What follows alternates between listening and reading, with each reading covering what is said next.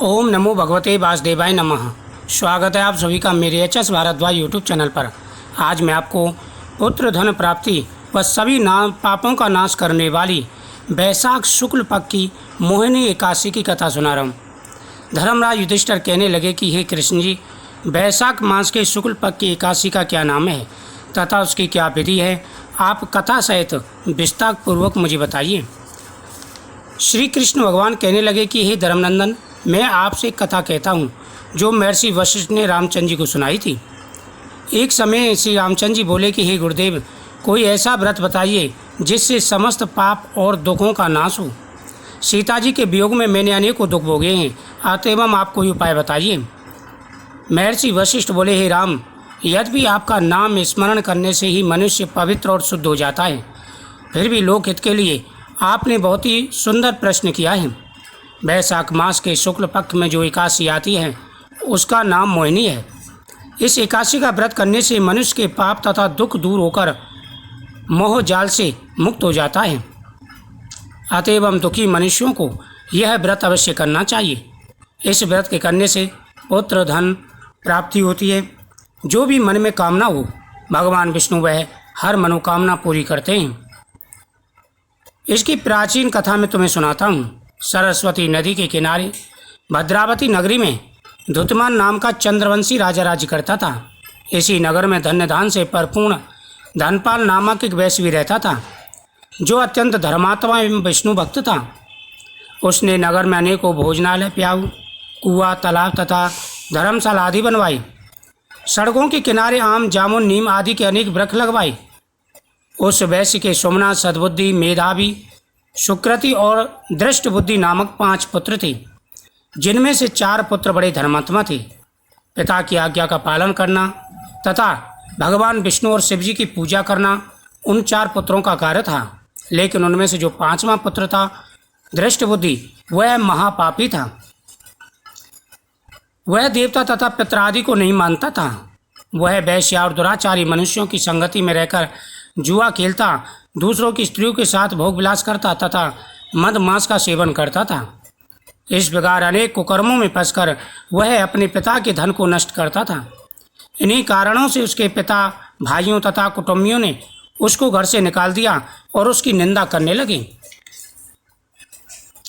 घर से निकाल देने के बाद सब धन नष्ट हो जाने पर वैश्याओं तथा दुष्ट संगी साथियों ने भी उसका साथ छोड़ दिया।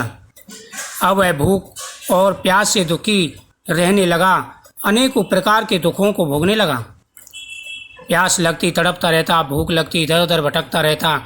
घने जंगलों में गर्मी के मौसम में अनेकों प्रकार के दुखों को भोगने लगा। व्यक्ति अपने कर्मों के हिसाब से ही सुख और दुख का पाता है। अब वह भूख और प्यास से अत्यंत दुखी रहने लगा। तब उसने रात्रि के समय चोरी करना प्रारंभ कर दिया। एक दिन वह पकड़ा गया, परंतु राजकर्मियों ने उसको वैश्य का पुत्र जानकर छोड़ दिया। जब दूसरी बार पकड़ा गया तो उन्होंने राजा के सामने उपस्थित कर दिया। राजा ने उसे दंडित कर कारागार में बंद कर दिया। कारागार में राजा ने उसको अनेकों दुख दिए और कहा कि तू मेरी नगरी से निकल जा। वह नगरी से निकल वन में चला गया और वन में धनुष बाण लेकर पशु पक्षियों को मारकर खाने लगा। एक दिन वह पापी भूख से दुखित होकर खाने की खोज में कौटन ऋषि के आश्रम पर जा पहुंचा। वैशाख का महीना था। उस समय कौटन ऋषि गंगा स्नान करके आ रहे थे। गंगा जल से भीगे हुए कपड़ों के कुछ छींटे उसके मस्तक पर पड़ गए और उसे सद्बुद्धि प्राप्त हुई। वह मुनि के सामने हाथ जोड़कर कहने लगा कि हे मुनि, मैंने अपने जीवन में अनेकों पाप किए हैं।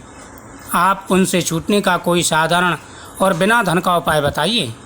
उसके दीन वचन सुनकर ऋषि कहने लगे, तुम वैशाख शुक्ल एकादशी का व्रत करो। इस एकादशी का नाम मोहिनी है। इससे संपूर्ण पाप नष्ट हो जाते हैं। मुनि के वचन सुनकर वह अत्यंत प्रसन्न हुआ और उनके द्वारा बताई हुई विधि अनुसार उसने मोहिनी एकादशी का व्रत किया। वशिष्ठ जी बोले, हे राम, इस व्रत के प्रभाव से उसके समस्त पापों का नाश हो गया। अंत में गरुड़ पर सवार होकर के वह बैकुंठ लोक को गया। इस संसार में इस एकादशी के व्रत के बराबर कोई पवित्र व्रत नहीं है। एकादशी के व्रत करने से मनुष्य के जीवन में जो भी परेशानियां हैं, दुख हैं, सारी परेशानी और दुख दूर हो जाते हैं। जिस प्रकार से दृष्ट बुद्धि अनेकों प्रकार के पाप करता था, लेकिन एकादशी का व्रत करने से उसके सारे पापों का नाश हो गया, उसी प्रकार से सभी को भगवान का पूजन करना चाहिए, एकादशी का व्रत रखना चाहिए।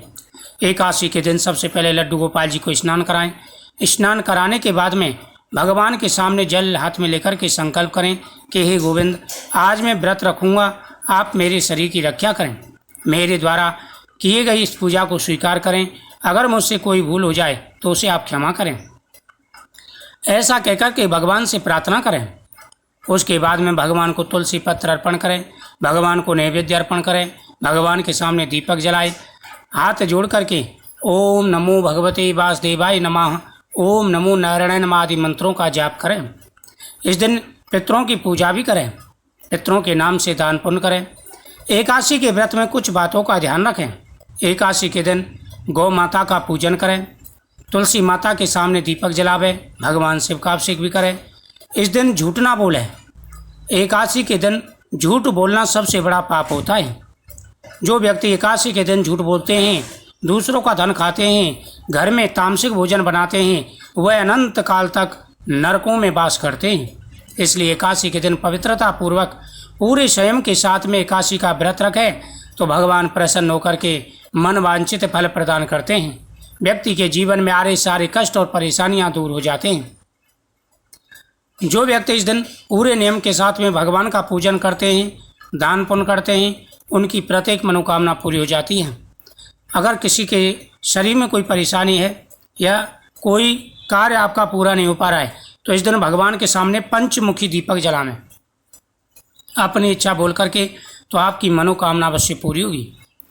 भगवान सभी की मनोकामना पूरी करते हैं। जो भी सच्चे मन से भगवान का ध्यान करते हैं, भगवान गोविंद उनके जीवन में आ रहे सारे कष्टों को हर लेते हैं। इसलिए सभी मनुष्यों को पूरे प्रयत्न के साथ में एकादशी का व्रत अवश्य करना चाहिए। जो व्यक्ति नियम के साथ में एकादशी का व्रत करते हैं, उनके द्वारा किए गए पुण्य के कार्य कई गुना बढ़ जाते हैं और जाने अनजाने में अगर कोई पाप हो गया हो तो वह भी नष्ट हो जाता है।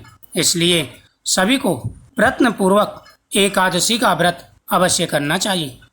इस दिन आप हवन भी कर सकते हैं, गौ माता का पूजन करें, भगवान के सामने हाथ जोड़ के प्रार्थना करें तो आपकी मनोकामना अवश्य पूरी होगी। ओम नमो भगवते वासुदेवाय नमः, ओम नमो नारायणाय नमः आदि मंत्रों का जाप करते हुए भगवान की पूजा अवश्य करनी चाहिए। इससे मन चाहा फल तो प्राप्त होता ही है, साथ ही सभी मनोरथ पूरे हो जाते हैं और अंत में वैकुंठ